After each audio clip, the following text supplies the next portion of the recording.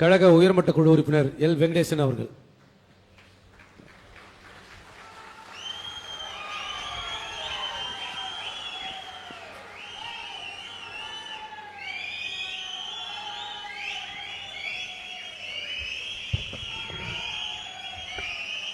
இங்கே மிகச் சிறப்பாக நடைபெற்றுக் கொண்டிருக்கிற தேசிய முற்போக்கு திராவிட கழகத்தினுடைய 20வது செயற்குழு பொதுக்குழு கூட்டத்திற்கு தலைமையேற்றிருக்கிற கழகத்தினுடைய பொதுச் செயலாளர், இந்த இயக்கத்தில் இருக்கிற ஒட்டுமொத்த நிர்வாகிகள் தொண்டர்களுடைய அன்பை முழுமையாக பெற்று இந்த இயக்கத்தை வழிநடத்திக் கொண்டிருக்கிற அந்நியார் அவர்களே, இன்றைய தினம் புதியதாக பொறுப்புகளை ஏற்று இந்த இயக்கத்திற்காக, இந்த இயக்கத்தினுடைய வளர்ச்சிக்காக பணியாற்ற புதிய பொறுப்பிற்கு வருகை தந்திருக்கிற தலைமை கழகத்தினுடைய புதிய நிர்வாகிகளே, இந்த இயக்கத்திலே தலைவர் கேப்டன் அவர்களுக்கு அடுத்தபடியாக தம்பி விஜய பிரபாகரன் இந்த இயக்கத்திற்கு வர வேண்டும், இந்த இயக்கத்தை சிறப்பாக வழிநடத்த வேண்டும் என்று ஒட்டுமொத்த தொண்டர்களும் நிர்வாகிகளும் பல ஆண்டுகளாக நினைத்திருந்தாலும் அந்த தொண்டர்களுடைய எதிர்பார்ப்பை, நிர்வாகிகளுடைய எதிர்பார்ப்பை இன்றைய தினம் இங்கே நிறைவேற்றி கொடுத்திருக்கிற கழகத்தினுடைய பொதுச் செயலாளர் அந்நியார் அவர்களுக்கு மீண்டும் ஒரு முறை நான் சார்ந்திருக்கிற விழுப்புரம் மாவட்ட கழகத்தின் சார்பாக நன்றியை தெரிவித்துக் கொள்வதோடு, செயற்குழு பொதுக்குழு என்பது ஒரு இயக்கத்தினுடைய இதயம் போன்றது. இந்த செயற்குழு பொதுக்குழுவிலே நம் இயக்கத்தை எப்படி பலப்படுத்த வேண்டும் என்பதை பேசுவதுதான் சிறப்பாக இருக்கும். தலைவர் கேப்டன் அவர்கள் இந்த இயக்கத்தை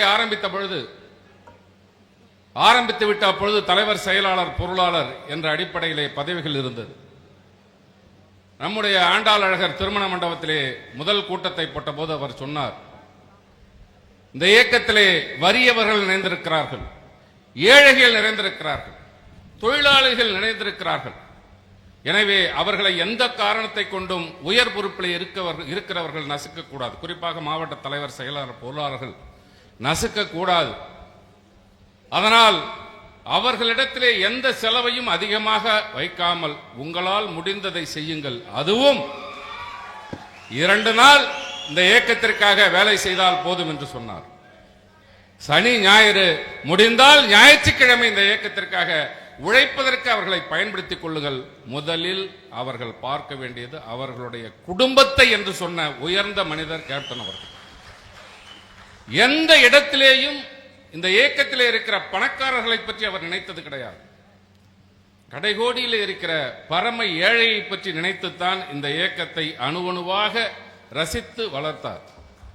அப்படிப்பட்ட இயக்கத்திற்கு விஜய பிரபாகரன் வர வேண்டும், அந்த தொண்டர்களுடைய எதிர்பார்ப்பை எல்லாம் நிறைவேற்ற வேண்டும் என்பது எங்களுடைய கனவு மட்டுமல்ல, தலைவர் கேப்டன் அவர்களுடைய கனவும் கூட. அதை இன்று அந்நியார் அவர்கள் நிறைவேற்றி கொடுத்திருக்கிறார். மீண்டும் ஒரு முறை அவருக்கு எனது நன்றியை தெரிவித்துக் கொள்கிறேன். பொதுவாக நம்முடைய இயக்கத்திலே கிளை கழகங்கள் உண்டு, வார்டு கழகங்கள் உண்டு, ஒன்றியம், நகரம், பேரூராட்சி, பகுதி, வட்டம், மாவட்டம், இப்படி கழக அமைப்புகள் இருக்கிறது. இப்ப இங்க பேசிய மாவட்ட கழக செயலாளர்கள் எல்லாம் பேசினார்கள்,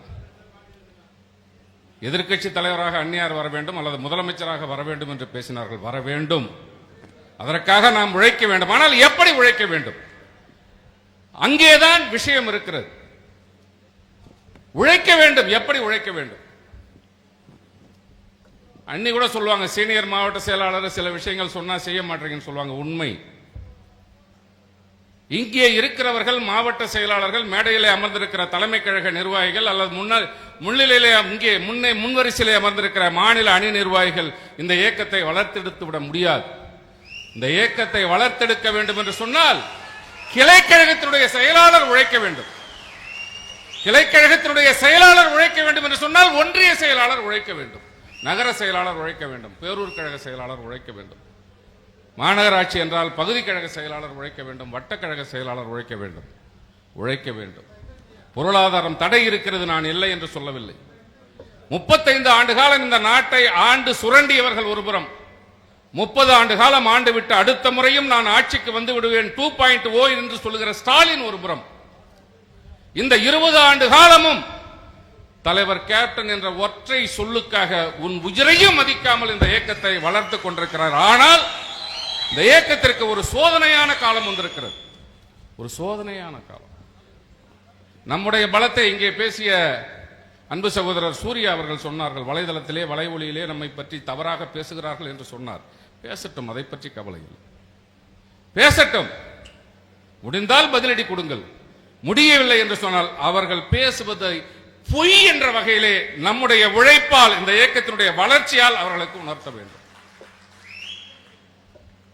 கடந்த காலம் கசப்பான காலமாக இருந்தாலும் அதை விட்டுவிட வேண்டும்.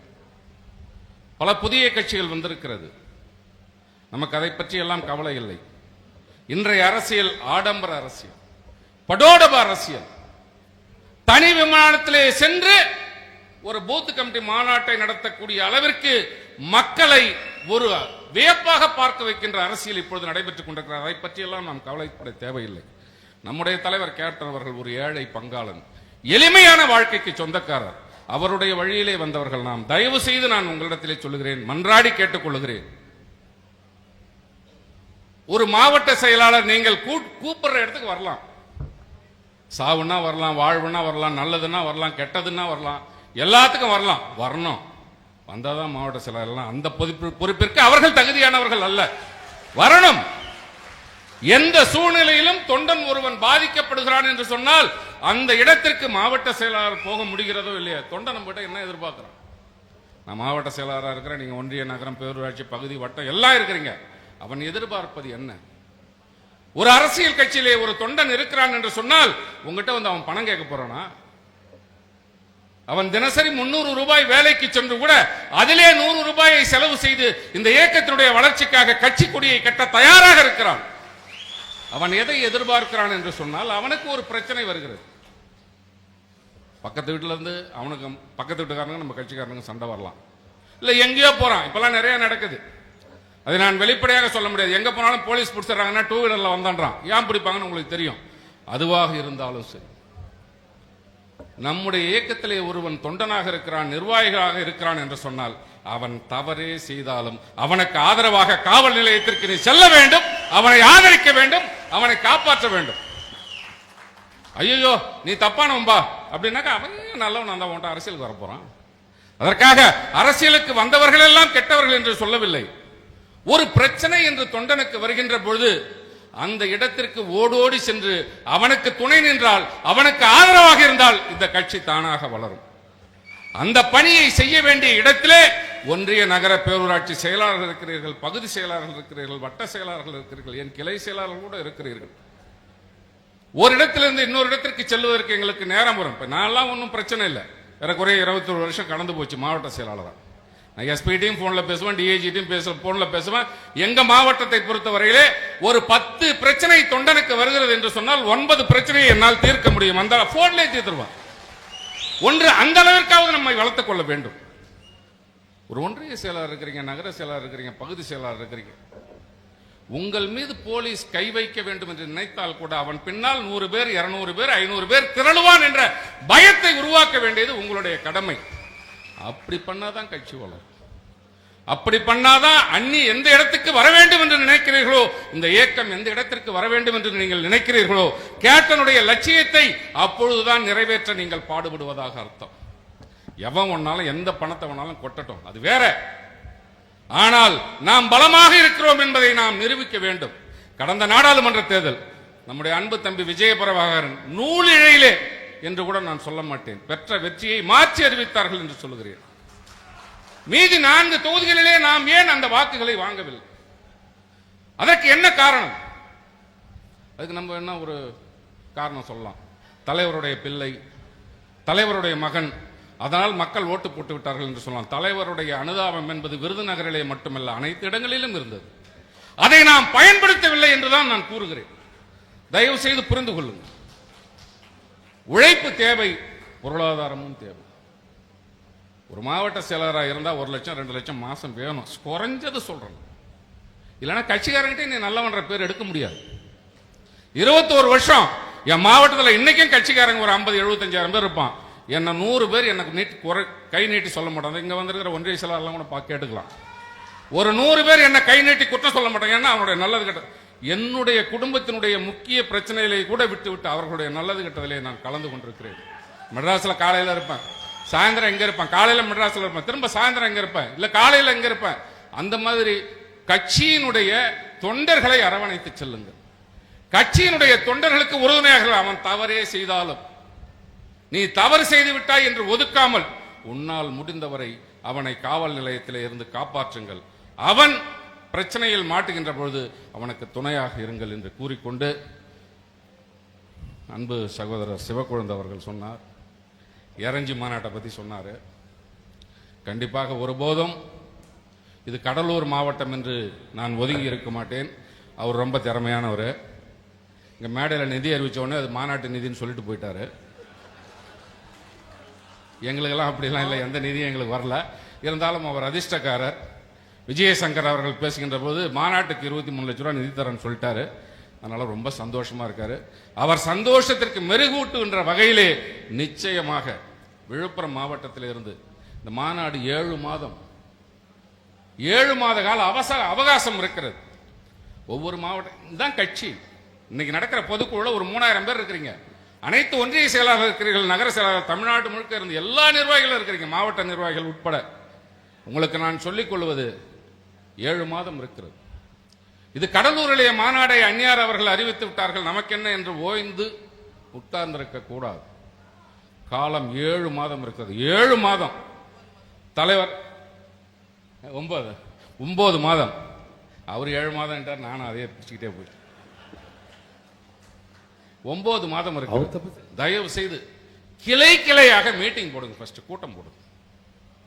கிளையோ வாழோ 5 பேர் இருக்கிறானோ, 10 பேர் இருக்கிறானோ, 20 பேர் இருக்கிறானோ, 25 பேர் இருக்கிறானோ, எத்தனை பேர் இருந்தாலும் பரவாயில்லை, அந்த கிளையை கூட்டுங்கள். அந்த கிளை கூட்டத்தை நடத்துங்கள். இந்த மாநாட்டிற்கு அனைவரும் வர வேண்டும் என்ற விளக்கத்தை தெளிவாக சொல்லுங்கள். ஒரு பைசாவுக்கு பிரயோஜனம் இல்லாத நாயெல்லாம் கூட நம்மளை பார்த்து குறைக்குது. அதனால நீங்க இந்த மாநாட்டுக்கு வர வேண்டும் என்பதை அவர்களிடத்தில் விளக்குங்கள். எவ்வளவு சோதனைகள் இருந்தாலும் அதை தாங்கிக் கொள்ளுகின்ற இதயத்தை புரட்சி கலைஞர் கேப்டன் அவர்கள் நமக்கு கொடுத்து விட்டு சென்றிருக்கிறார். நீங்கள் ஆசைப்பட்டதை போன்று தம்பி விஜய பிரபாகரன் அவர்கள் இந்த இயக்கத்திற்குள்ளே வந்திருக்கிறார். எதிர்காலத்தில் நாங்க இல்லைனாலும் உங்களை கண்டிப்பாக வழிநடத்துவார். இல்லைன்னாக்க பதவியில் இல்லை நான் சொல்றேன். அதான் சொல்ல வரேன், வேற ஒண்ணும் இல்லை. நீங்கள் எல்லாம் எதிர்பார்த்த இடத்திற்கு விஜய பிரபாகரன் வந்திருக்கிறார். அவரை பயன்படுத்துவதற்கு ஏதுவாக இந்த மாநாட்டிலே அவருக்கு மேலும் சிறப்பு சேர்க்க வேண்டும் என்ற விதத்தில் ஒவ்வொரு கிளை, வார்டு, ஒன்றியத்தில் கூட்டம் போடுங்க, நகரத்தில் கூட்டம் போடுங்க. முதல்ல நிர்வாகிகள் கூட்டத்தை போடுங்க. நிர்வாகிகளை ஒருங்கிணையுங்கள். ஒவ்வொரு மாதமும் கண்டிப்பாக கூட்டம் நடத்தணும். நீங்க சும்மா சாதாரணமா ஒரு குடும்பத்திலே பிரச்சனை இருக்குது, அண்ணன் தம்பிக்குள்ள பிரச்சனை இருக்குது, அக்கா தங்கைக்குள் பிரச்சனை இருக்கிறது, தந்தை மகனுக்குள் பிரச்சனை இருக்கிறது, மாமியார் மருமகளுக்குள் பிரச்சனை இருக்குது, ஒரு சின்ன குடும்பத்திலே பிரச்சனை இருக்குது. கருத்து வேறுபாடுன்றது சகஜம். ஒரு பெரிய இயக்கம் இது, ஜனநாயக நீரோட்டம் உள்ள இயக்கம். கருத்து வேறுபாடுகள் வருவது சகஜம். அந்த கருத்து வேறுபாடுகள் எங்கே களையப்படும் என்று சொன்னால் மாதந்தோறும் நீ நிர்வாகிகள் கூட்டத்தை நடத்திப்பார், உனக்கு கோஷ்டி பிரச்சனையே வராது. எந்த கருத்து வேறுபாடுகள் இருந்தாலும் அந்த கூட்டத்திலே பேசி தீர்க்கப்படும். அடுத்தது, நீங்கள் அனைவரும் ஒற்றுமையாக இருந்து கழக பணியாற்றுவீர்கள். இந்த 6 மாசம், இந்த மாசம் கூட்டம் போட்டோம்னா 1 வருஷம் கழிச்சு மாவட்ட நிர்வாகிகள் கூட்டத்தை போடக்கூடாது. இந்த மாசம் கூட்டம் போட்டா 6 மாசம் கழிச்சு ஒன்றிய நிர்வாகிகள் கூட்டத்தை ஒன்றிய செயலர் போடக்கூடாது, மாதம் மாதம் போட வேண்டும். ஒரு கிளை கூட்டத்தை கூட மாதாந்தோறும் நடத்துவதற்கு என்ன செய்ய வேண்டுமோ அதை ஒன்றிய நகர பேரூர் கழக செயலாளர்கள் செய்ய வேண்டும். 9 மாத கால அவகாசம் இருக்கிறது. இங்கே எரஞ்சியில கூட்டம் சொன்னோம், மதுரையில் கூட்டம் சொன்னோம், சேலத்தில் கூட்டம் சொன்னோம். அதை விட கடலூரிலே நாம் கூட்டத்தை கூட்ட முடியும். அதற்கு நாம் தேனீக்களை போன்று சுறுசுறுப்பாக உழைக்க வேண்டும். கிளையை தேடி செல்ல வேண்டும், தொண்டர்களை தேடி செல்ல வேண்டும். எதுவா இருந்தாலும் இன்னைக்கு போக முடியலையா, அவனுக்கு ஒரு பிரச்சனைனா, அவன் வீட்டில் ஒரு நிகழ்ச்சி இன்னைக்கு போக முடியலையா, 1 நாளோ 2 நாளோ 3 நாளோ போச்சு, அவன் வீட்டுக்கு போங்க, அவனை சந்தியுங்கள். நான் உன் நிகழ்ச்சிக்கு வர முடியவில்லை என்பதற்கு மனப்பூர்வமாக வருத்தத்தை தெரிவிங்கள், தப்பில்லை. கிளை செயலாளர், ஒன்றிய செயலாளர், ஒன்றிய நிர்வாகிகள், கிளை நிர்வாகிகள், வட்ட நிர்வாகிகள், பகுதி நிர்வாகிகள், மாவட்ட நிர்வாகிகள் எல்லாம் சேர்ந்து மாலை போட்டால் தான் நம்ம மாவட்ட செயலாளர். நம்ம வானத்தில் குதிச்சு வந்துடல. அதே சமயத்திலே ஒரு மாவட்ட செயலாளராக நாங்கள் செயல்படுகிறோம். ஒன்றிய நகர பேரூர் கழக செயலாளர்களாக நீங்கள் கிளை, வார்டு, வட்ட கழகத்தினுடைய கூட்டத்தை கூட்டி கடலூரிலே அறிவித்திருக்கிற அந்த மாநாடு தமிழ்நாடு மட்டுமல்ல, இந்தியாவே திரும்பி பார்க்கின்ற அளவிற்கு அதிர்ச்சி அலைகளை, அரசியல் அதிர்ச்சி அலைகளை ஏற்படுத்த வேண்டும் என்று கூறி இந்த வாய்ப்புக்கு நன்றி தந்த கழகத்துடைய பொதுச் செயலாளர் அந்நியார் அவர்களுக்கு மீண்டும் ஒருமுறை நன்றி கூறி விடைபெறுகிறேன்.